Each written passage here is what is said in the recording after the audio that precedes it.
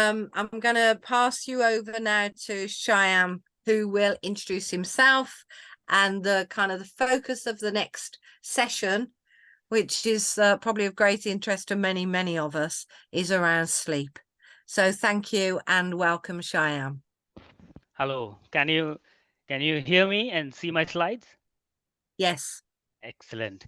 So at the outset, I'd like to congratulate Anne and Catherine and Terry for organizing this fantastic global conference.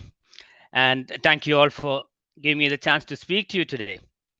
So like Anne said, I'm going to talk for the next 20 minutes or so about sleep, why it's important to all of us actually, and especially for somebody who has another condition like Alstrom, and then also talk about some common sleep disorders. Okay. So an average person actually spends a third of his entire or her entire life sleeping. So if you take an adult, we recommend 7 to 8 hours of sleep a day. And if you are young, you need much more. For example, a baby needs about 16 hours of sleep. And one of the biggest sleep researchers who passed away recently, Alan Rastafson, said, if sleep did not serve some important function, it's probably one of the biggest mistakes that evolution has ever made. So, what is the real role of sleep? We've had loads of studies and research into sleep, but we still don't know a lot about sleep. Sleep is still a mystery, and that is even before you start going into dreams. But we do accept that sleep is needed for repair and rest, and not just for your brain, for almost every organ in the body. There are various studies which have shown that sleep is needed to reinforce and consolidate your memory, especially deep stage sleep.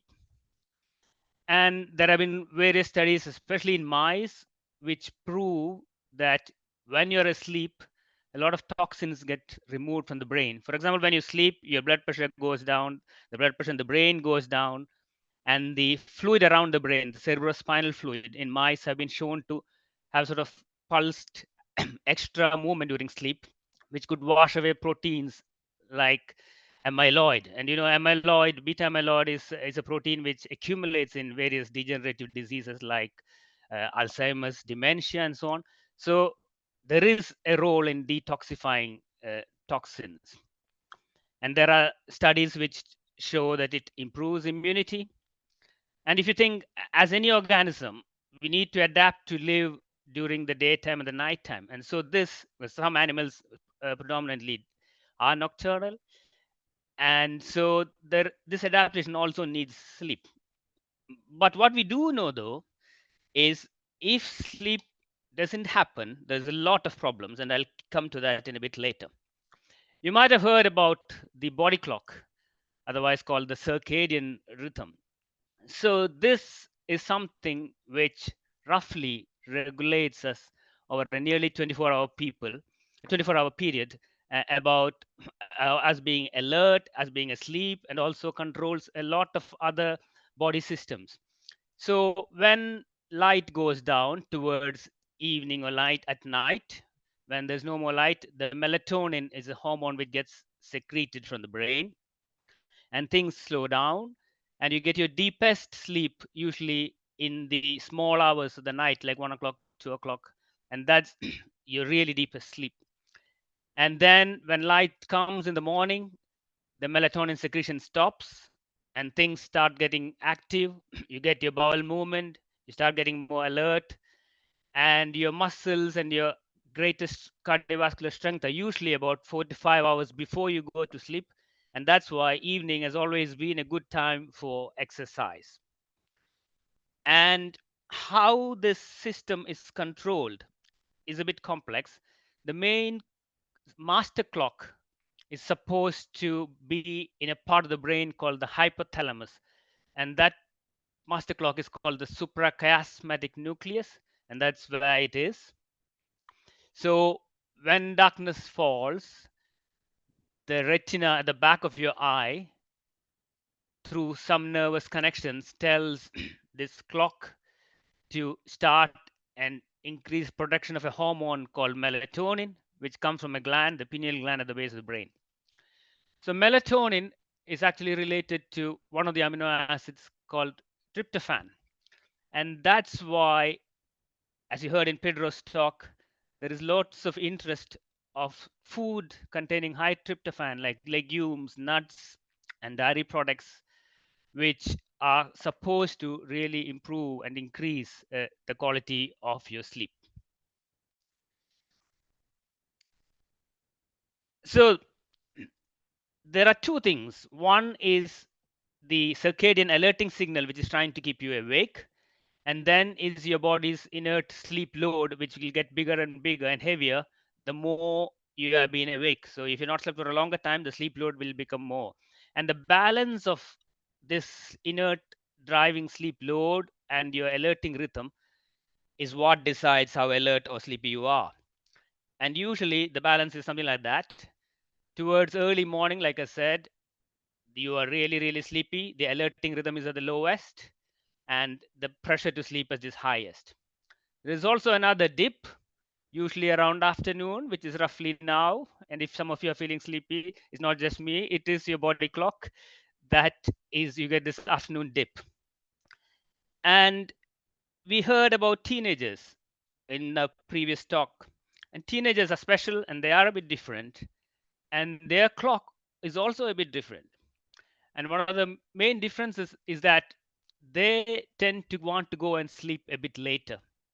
Their melatonin often rises only about an hour later than the other people.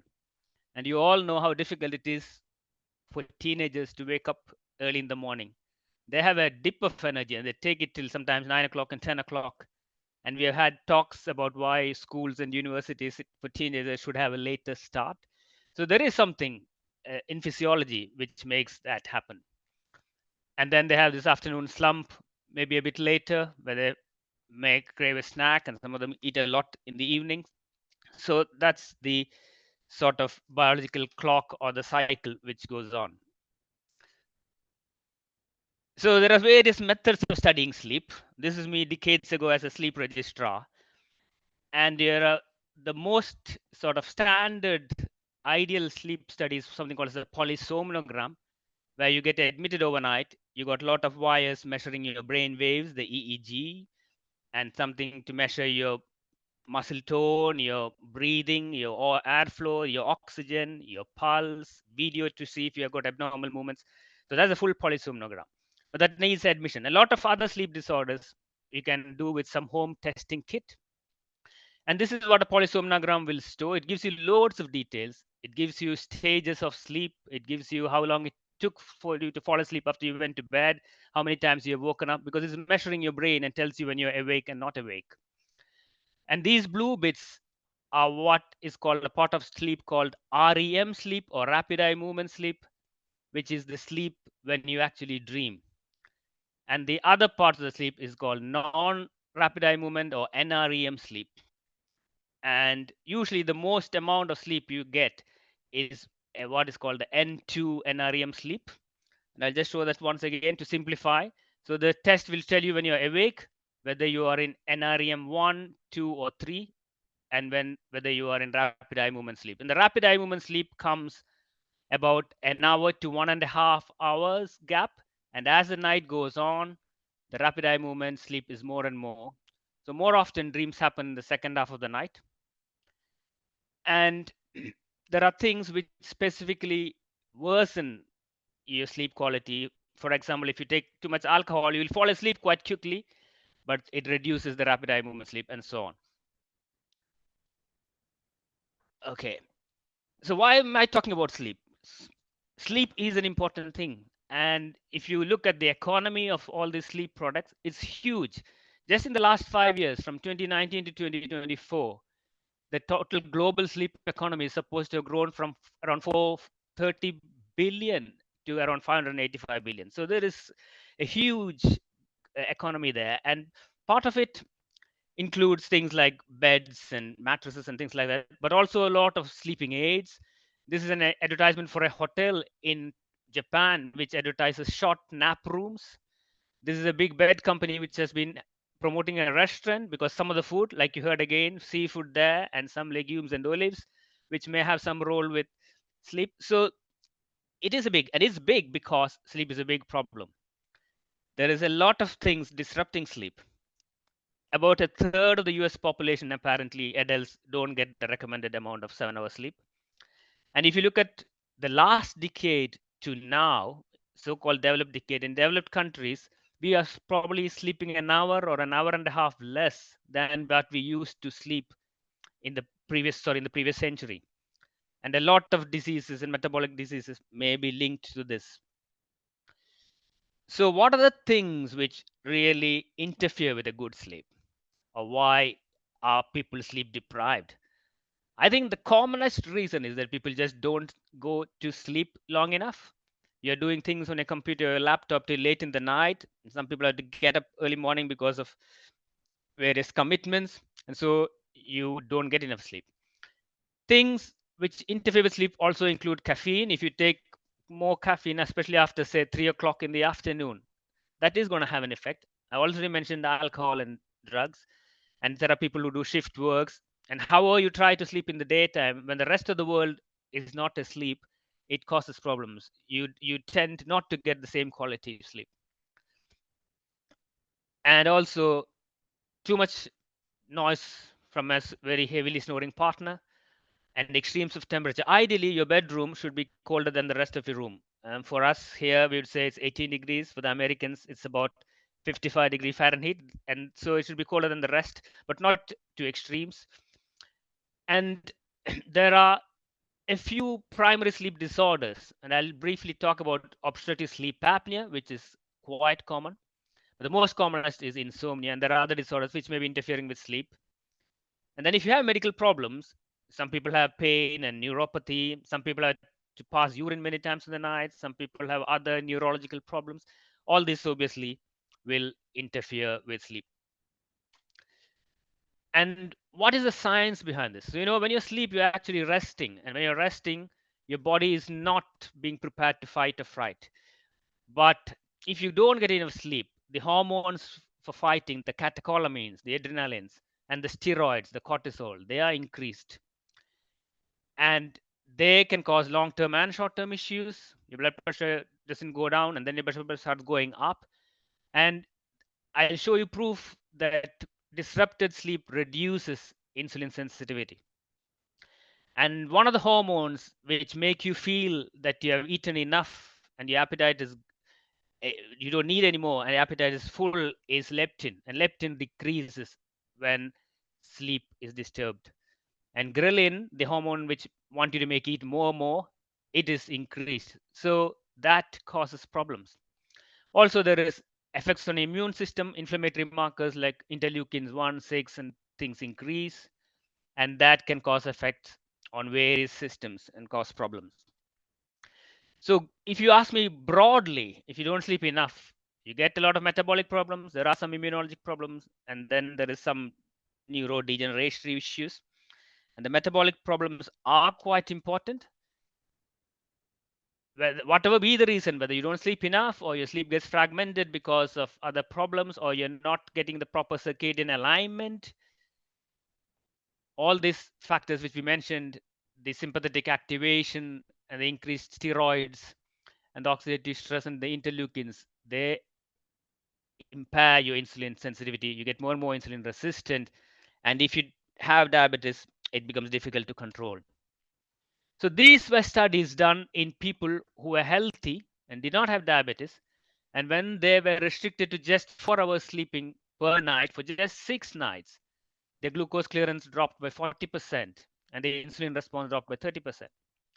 And when sleep restriction along with circadian misalignment was added on, even in healthy lean people, their insulin sensitivity dropped. So this is important and is often not sort of thought about. So what I'm trying to say is if you get too little sleep, it increases your insulin resistance. If you're not diabetic, it increases the chance of getting diabetes. If you are diabetic, it becomes more difficult to control your blood sugars. If you're not slept, the ghrelin makes you hungrier the next day and you don't feel full after eating, you eat more, you eat more junk foods because you want that rush of carbs, and it becomes more difficult to lose weight. And obviously, you get a higher chance of getting high blood pressure and all its associated risks. And it will obviously also affect your mood. So I hope I convince you that it is quite important to get a good quality sleep. And we do see a lot of people who are tired, whether it's colleagues, family members, and not every tiredness is sleepiness. There is a difference. Many of our GPs, family doctors, my wife is one, say they get a lot of people with TATT. TATT is tired all the time. It could be due to various reasons. It could be you have anemia. It could be you have some other medical problem. So it's not all tiredness is sleepiness, but if you're really falling off asleep, it could be due to these things I mentioned. You're not getting enough sleep, or the quality of sleep is disturbed because of your medical problem or something else. You got a wrong circadian timing of sleep because of how late you go to sleep, or whether you are doing shift works. And some people genuinely need more sleep. They have a primary central sleep problem, for example, narcolepsy, where they really need more sleep. And so that's how the international classification of sleep disorders is. The one main group is insomnia. Insomnia is the commonest sleep disorder. It's an inability to either fall asleep or maintain sleep, and they wake up too early or wake up many times or wake up early in the morning. Sometimes it's due to some other problem, because if you have depression or anxiety, you may wake up early and you may find it difficult to sleep as well. And actually, if it is a primary insomnia, the treatment is cognitive behavioral therapy. Tablets are not a long-term solution. Second commonest group is sleep apnea and other sleep-related breathing disorders, which I'll talk about. And then there are less common ones. And one of the interesting ones is something called parasomnia. You may have heard of restless leg. So parasomnia means either something abnormal happens during sleep, or you have a feeling of something abnormal, which is not good, unpleasant happening during sleep.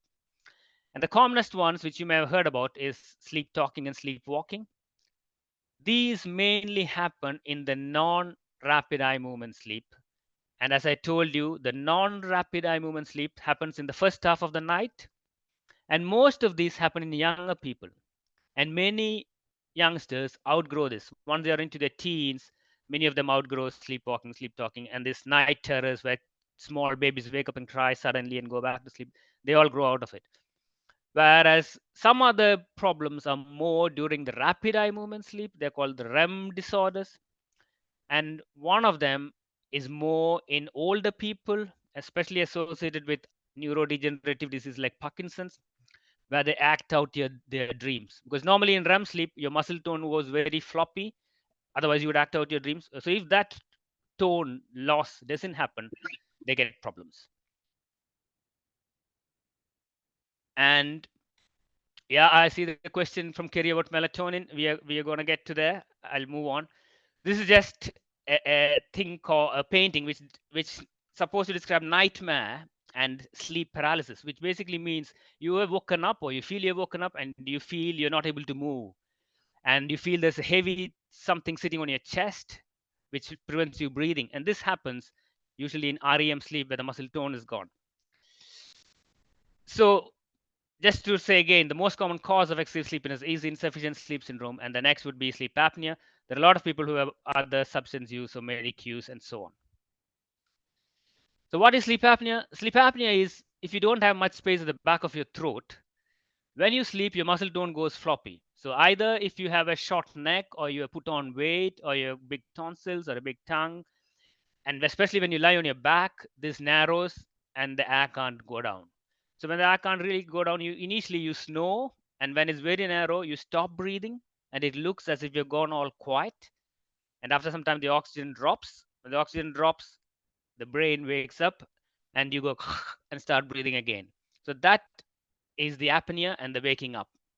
And it'll be obviously it's less spectrum. It'll be more if you're lying on your back, if you're taking more alcohol, if you're tired, it'll get worse. But if it happens many times in the night and wakes you up many times, that is sleep apnea. And it is very, very common. And it's said about 1 billion people, that's about a sixth of the whole world, have mild or onward sleep apnea, and about half of them have moderate or severe, which actually is needing treatment. That's huge. In our trust alone, we have 15,000 patients on CPAP. So you can just imagine how big a problem it is. And definitely weight loss will help because it will open up more space. But sometimes weight loss alone is not enough. So if you ask me about sleep apnea in one slide, it is excessive snoring, excessive daytime sleepiness, partner noticing witnessed holding of your breath. More than 2/3 of our patients are obese, but some of them, especially Asians, can get it with normal BMI. It's a bit about your craniofacial anatomy. And we do questionnaires to find how sleepy they are. We can often do just home sleep test, but some of them need a full polysomnography. And main treatment will be lifestyle to reduce weight and alcohol, but also a machine which pumps air and keeps your throat open. It's called a CPAP machine, which stands for continuous positive airway pressure. It's just air. It's continuously pressed so your throat is open. And definitely it'll cure the snoring because the throat is open. It'll definitely help the sleeping partners. But if you have severe sleep apnea, it will also definitely help the patient. And the problem with sleep apnea is this intermittent stopping of breathing causes low oxygen, and then you wake up and you reoxygenate. This causes quite big swings in your thoracic pressure, and it causes a lot of other things which increase your chance of cardiovascular disease. And also when you wake up many times, your blood pressure is going up, and later on you get high blood pressure in the night, and then in the day, and then you need a second tablet. And many of them have arrhythmias like atrial fibrillation. So that's where many of our patients get referred from. So that is a risk, usually in obese people, but sometimes not. So if you're very young and if you get it, and if you have big tonsil or adenoids, taking them out will solve the problem. But in adults, a surgery usually has a much less role.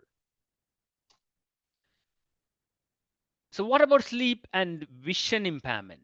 So there have been various studies to see whether visually impaired people have poorer quality of sleep or not.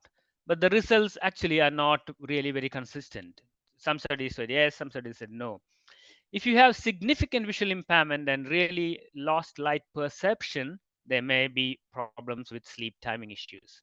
But people who have at least some light perception usually have normal circadian rhythm. So very rarely there are people who have lost or don't have light perception from birth, and a few of them may have this rare condition which is called free running sleep disorder, where they find it extremely difficult to coordinate their clock with the rest of the surroundings, and each day their sleep onset gets prolonged. It is rare but is described, and not every sleep impaired person has this. So about the question on melatonin. So melatonin, I told you, is a hormone which comes from the pineal gland. It starts releasing when light is gone, so when the night starts. And it has been used and is widely available for treatment as well. So it can be used in two ways. One is if you give it just before you go to bed in a short-acting form or a not sustained release form, it might help you to sleep. And there are specific indications where you can use this. But there are some people who have a wrong timing of sleep. For example, there are people who can only sleep very late in the night. They are real night owls or the extreme night owls. Or there are some people who wake up very early in the morning. They are the very, very abnormally early larks. In them, to try and change the timing, we can use a sustained release melatonin. You can also use melatonin for jet lag, especially if you are traveling wide across the world, more than 5 time zones. What you need to do is when you reach your destination, you take it at the time of the destination, and maximum you take it for another 4 days.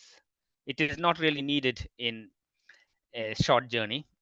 And you know, jet lag is always a problem when you travel more to the east, because if you travel west and you want to prolong your day, you can usually do it.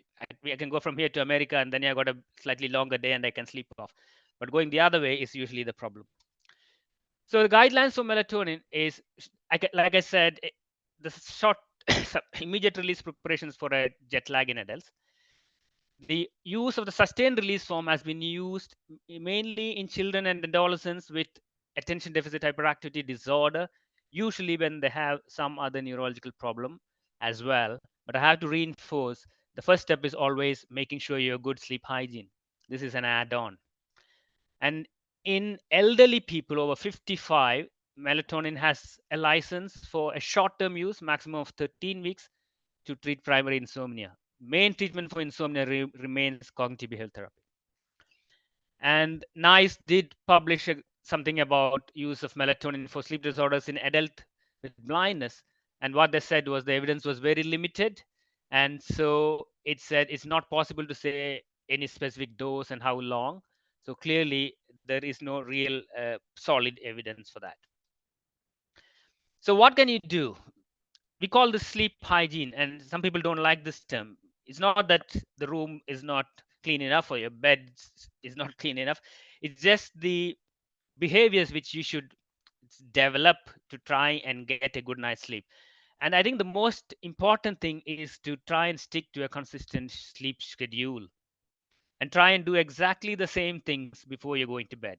For some people, it's praying. For some people, it may be listening to some short amount of music. But try and stick to the same thing. And in general, try and wake up at the same time, even if it's a weekend. The odd person may benefit from an extra sleep at the weekend, but in general, people who do best do the same sleep schedule and they stick to it from an early age and keep to that. And like I said, your room should be dark, quiet, and slightly cooler than the rest of the house.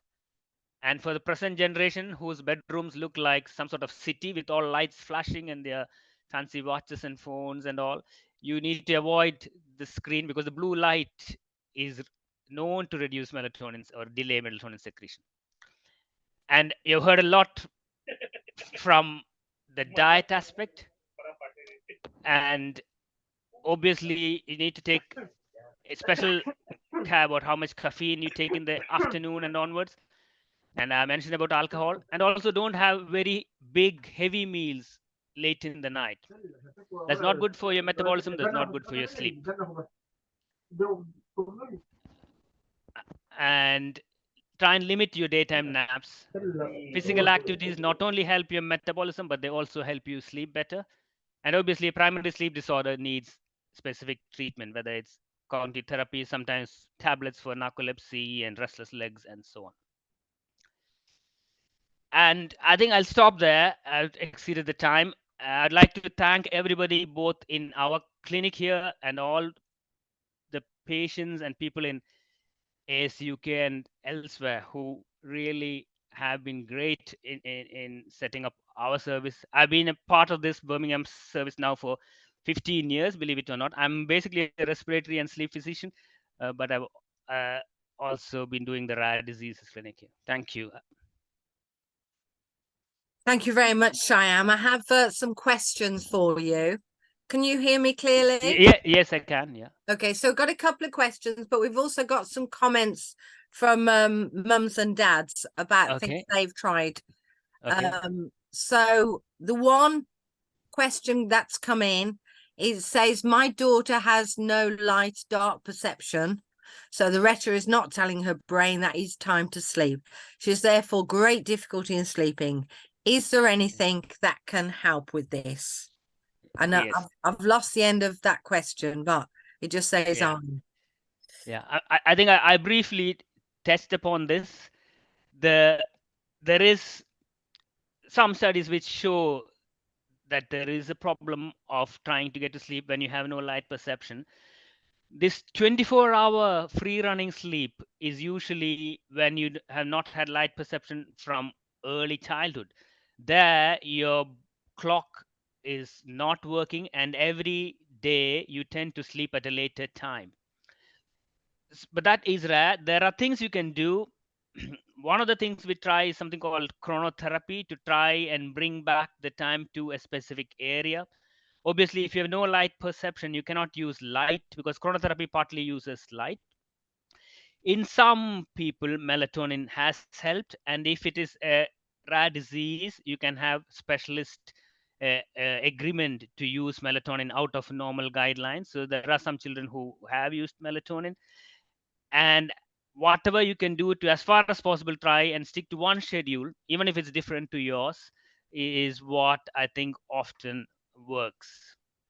So light therapy will not work if obviously if you don't have light perception, because that's what is used in other people with normal vision who have the circadian rhythm disorders. Okay, thank you. Then I have another question, which is kind of much more general about having Alstrom and kind of feeling hungry, which I think we've touched on in many ways, and has issues sleeping. That's come from one of our relatively youngish patients, well, teenager. Yeah. And I think you've answered some of that in terms of just thinking through what does help. So bear with me for the other questions, if you don't mind, because my Zoom's gone off. Okay, so I think there was a question about lots of children suffering from irregular sleep pattern, like waking up in the midnight and tired in the morning. Yes. So that again is what I said. There may be some specific patients for whom melatonin can be used in the longer run. Melatonin is a relatively safe drug.